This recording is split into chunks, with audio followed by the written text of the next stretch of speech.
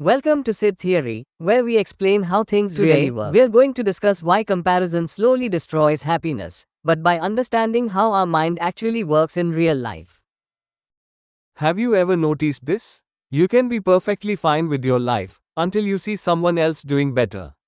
A friend buys a new car, someone posts a vacation photo, a colleague gets promoted, and suddenly, What you have no longer feels enough. That uncomfortable feeling has a name. It's called comparison. And today, we're going to understand why comparison slowly destroys happiness, and why our brain falls into this trap so easily. No motivation talk, no lectures, just psychology and real life. Comparison itself is not new. Humans have always compared. Long ago, comparison helped us survive. If someone had more food, we learned where to find it. If someone was stronger, we learned who to follow. So comparison was once useful. But something changed. Comparison slowly moved from survival to self-worth. Today, we don't compare to stay alive. We compare to feel valuable. And that's where happiness starts to break.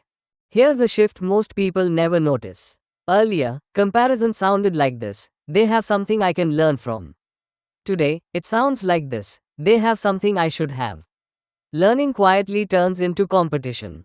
And once happiness depends on being ahead of others, matching others, or not falling behind, peace disappears. Because there will always be someone ahead. Psychology explains this very clearly. Our brain measures happiness relatively, not absolutely. This means you don't feel happy because you have something.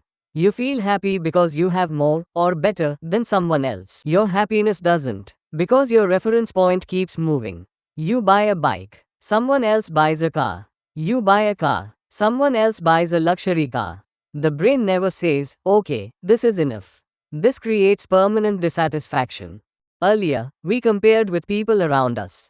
Now, we compare with the internet. Influencers, celebrities, strangers. Social media shows highlights, not reality. Success, not struggle. Results, not effort. But the brain doesn't know this.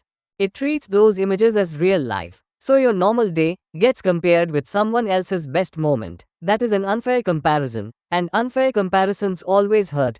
Many people believe, I'll be happy once I reach that level. But psychology shows something else. The moment you reach a goal, the brain adapts, the excitement fades, and a new comparison appears. This is called hedonic adaptation. Happiness from comparison is temporary, but dissatisfaction keeps returning. That's why more money or more success doesn't automatically bring peace.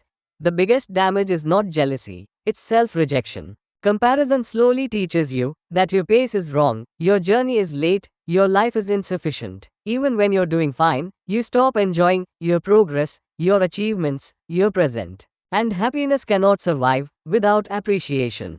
So why do humans still compare? Because the brain is designed to measure. It understands numbers, salary, likes, followers, titles, but the brain doesn't understand meaning. Meaning comes from awareness. That's why comparison feels automatic, but peace feels intentional.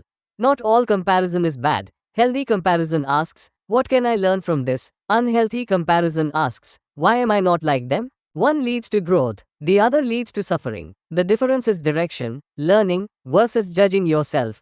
Comparison destroys happiness because it replaces gratitude with measurement. Happiness is not about being ahead of others. It's about being aligned with yourself. The moment you stop measuring your life using someone else's ruler, peace slowly returns. If this explanation helped you understand your own mind, this channel exists to explain everyday psychology simply.